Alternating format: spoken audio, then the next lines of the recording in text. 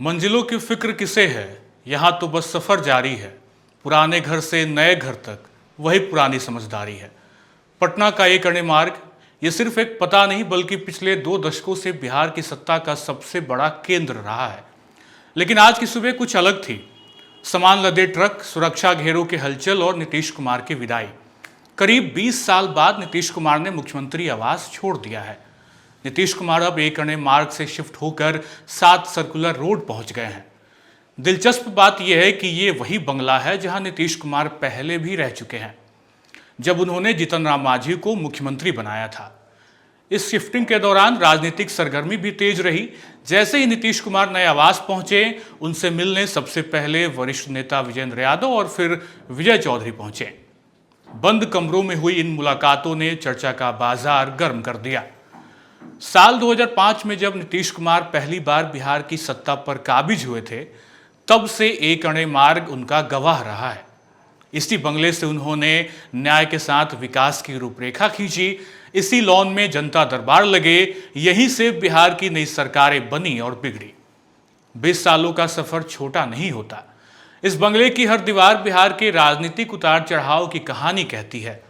विपक्ष इसे विदाई की शुरुआत कह रहा है, तो सत्ता पक्ष इसे रखरखाव और सामान्य प्रक्रिया बता रहा है।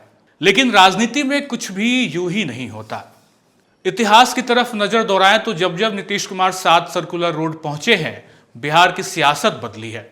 2014 में जब नीतीश 7 सर्कुलर रोड पहुंचे तो 2015 में महागठबंधन बना।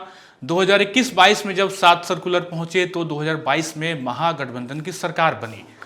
हालांकि अब ऐसे राजनीतिक उठापटक की उम्मीद कम ही दिखाई पड़ती है। फासले सिमटकर अब चंद कदमों के रह गए हैं। राजनीति के 2 दिग्गज अब फिर से पड़ोसी बन गए हैं।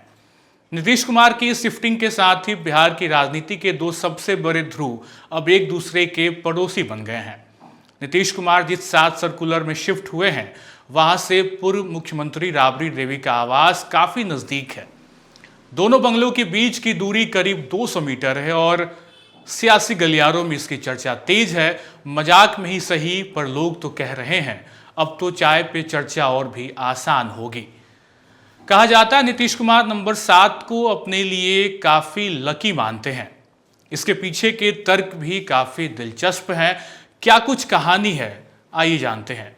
तो सबसे पहले जिक्र हम करेंगे 7 नंबर किस तरीके से नीतीश कुमार के लिए लकी रहा।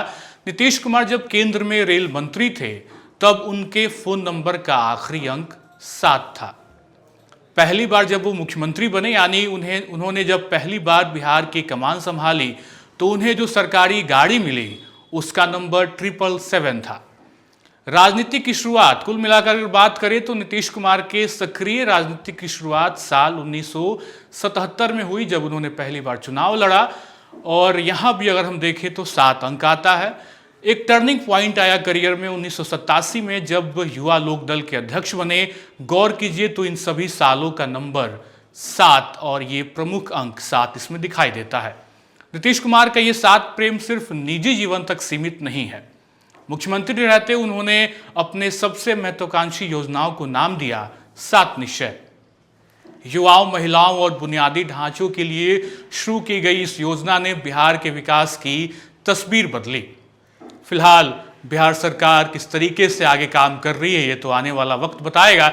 लेकिन नीतीश की कहानी में 7 अंक का एक प्रमुख योगदान रहा। खैर, बंगला बदला है, पड़ोसी बदले हैं, लेकिन नीतीश कुमार की सियासत का केंद्र वही 7 नंबर है। अब देखना यह होगा कि 7 सर्कुलर रोड से शुरू होने वाला ये नया सफर बिहार की राजनीति में क्या नया मोड़ लेकर आता है। फिलहाल इस वीडियो में इतना ही। बहुत बहुत शुक्रिया।